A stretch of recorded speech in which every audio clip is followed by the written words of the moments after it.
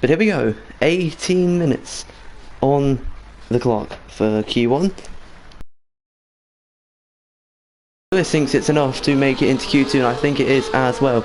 But Cyberclaw leads us in the early stages as Lewis pulls off and makes contact with Jack there. What a diabolical moment as Jack pulls it off. Lewis AI smashes right into him. Big drama there.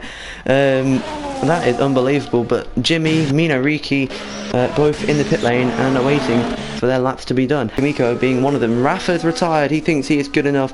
Minariki has a huge Mr. Whippy on the approach to his first lap. And here he goes. He starts his first competitive lap. Rafa pulling off at the exit of turn 10. The Diddler corner, as you now know it. He's on medium ERS. Minariki is a big lock up into the first corner. Nicely taps the apex. Jake has just arrived as well. Jake arrives in a big Mr. Whippy for Minariki there. A big moment for the Kickstarter driver. We ride on board with him now. That was a big moment. AMP up ahead. He's improving by 0.2 of a second, and that would put him ahead of Robbo, but Robbo will also be improving there. AMP right up the curb. Does he invalidate? No, he doesn't, but that is going to be him into the pit lane, and that is a shame for AMP. But Omar goes top.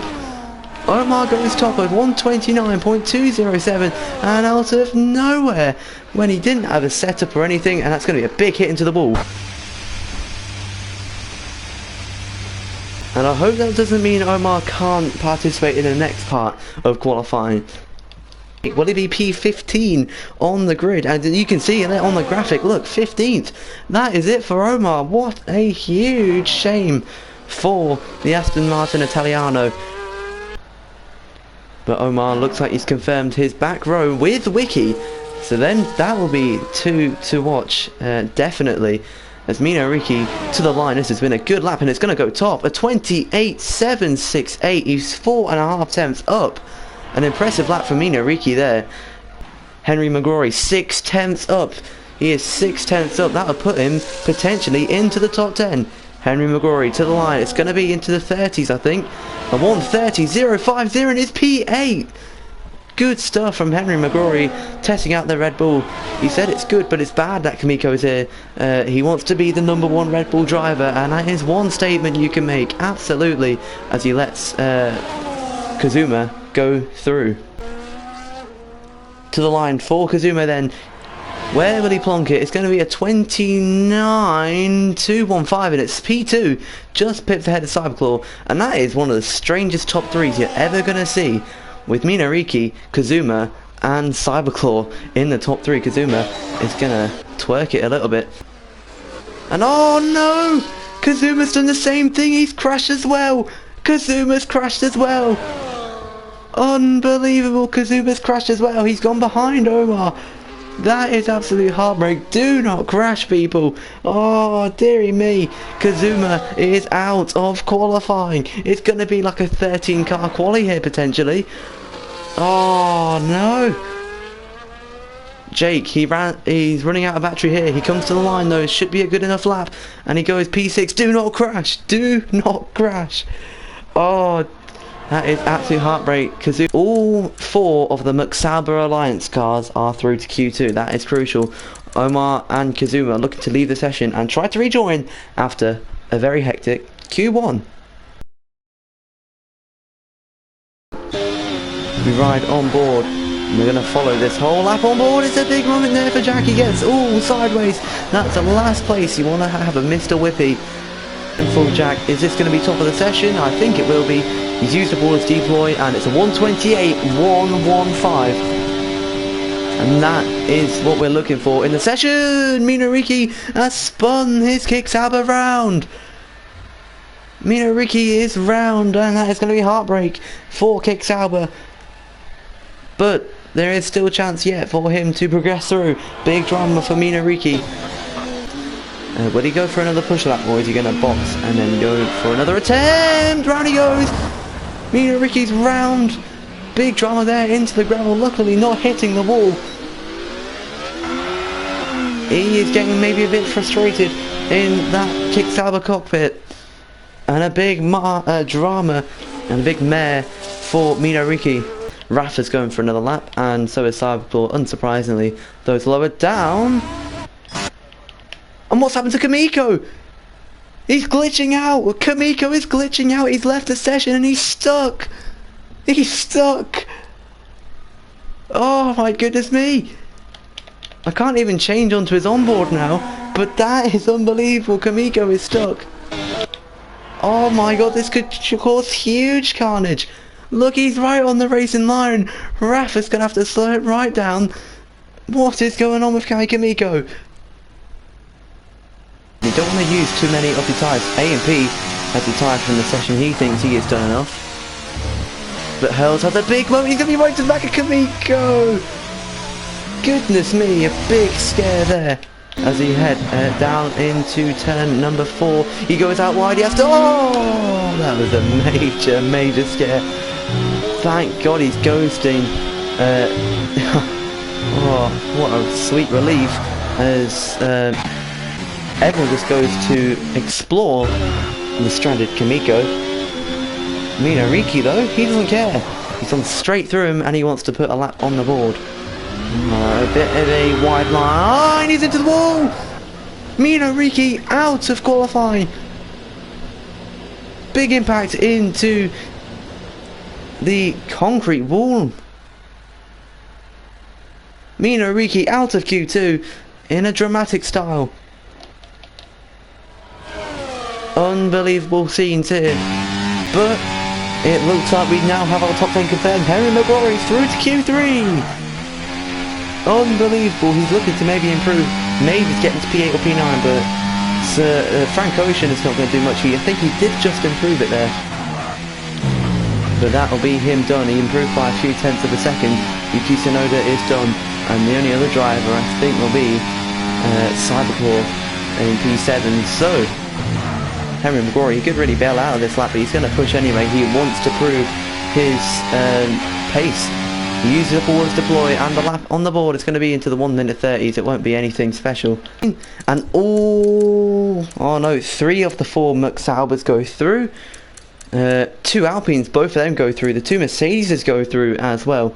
But they're in your last 10. Jack, Jake, Robbo, Jimmy, Hurls, Lewis, Cyberclaw, A&P, Rafa and Henry McGrory, the big one, making it through into P10. For A&P, Jimmy, let's see what he can do. Oh, he's already invalidated, what a shame. But a 29.2 from A&P versus... Oh, and Robbo cuts across the track now, 29.4. Oh! Big drama there, big drama. What is going on with Jimmy? And he gets a 5-place career penalty. What happened there? Jake to the line, let's see what he can do. He'll be the first one to put a real lap on the board, and Jake goes pole, 28.2, 1/10 off Jack in Q2, but Jack looks like he's really showing his true pace. The 2 McLarens helping each other. Rafa goes, I think he had his lap invalidated actually, and Lewis goes second.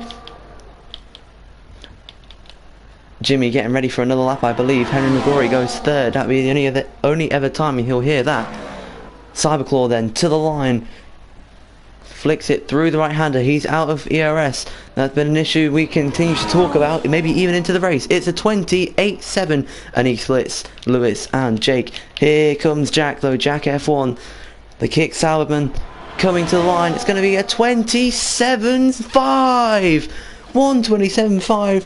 That is a lap record that we've seen at Bahrain. A brilliant lap from Jack. 1:27.5. Is anyone going to even come close to that? It doesn't mean anything for the points, apart from the pole point. But Hurls getting a beautiful slipstream. Rafa is doing a splendid job here to help Hurls. It's not glazed, it's just brilliant strategy. Papaya rules, but they're actually efficient. Hurls to the line. Is it going to be top 3? It is. Hurls at 28.465. Nice lap from Hurls there. And that, after your early runs, only 7 actually committed to the run and to the line. And it's Jack on pole, 6/10 clear of Jake. That is a real statement for the man who said he would never win it.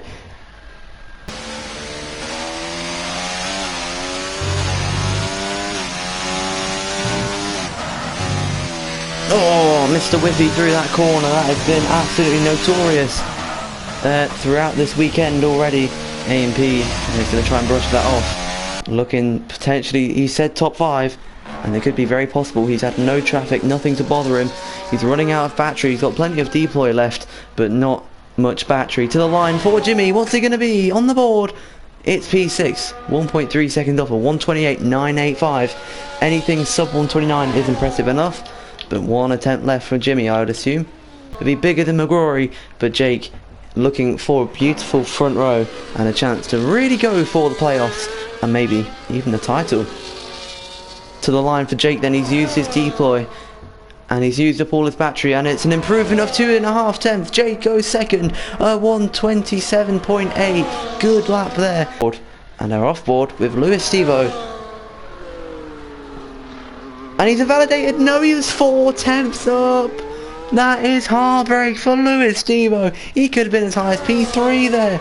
Oh, dearie me, a major shame for the Scotsman, and he's going to be absolutely dejected. His fellow Alpine of Robbo, maybe he can break into the top 3. Yellow flags everywhere as drivers end their sessions, but Cyberclaw is far from over here. He ran through the final corner. Cyberclaw and Amy don't really know that much in HSRL. He could be in the front 2 rows tomorrow. Can he do it? It's P4. He pips Robbo. It's a 128.525 as Rafa and A&P, the only 2 left to really challenge. And we'll also have a look at Jack here to the line. He's improving even more. Could this be an absolute? And it's a 127.562. Wow. Jack even further improving his time. A&P though to the line, and he remains P9. So your grid for tomorrow, your front 5 rows at least. Jack puts it on pole with a stellar time of a 127.562 to Jake in P2, a 127.979. Hells puts it in 3rd, brilliant performance with Cyberclaw just pipping Robbo, but the 2 Alpines equally paced here with Lewis in P6. Jimmy in 7th with Rafa putting it in P8, with the 2 Henrys rounding out row 5 with A&P and Henry McGrory. What a splendid and fascinating session that was. Jack putting it on pole by 0.417 of a second.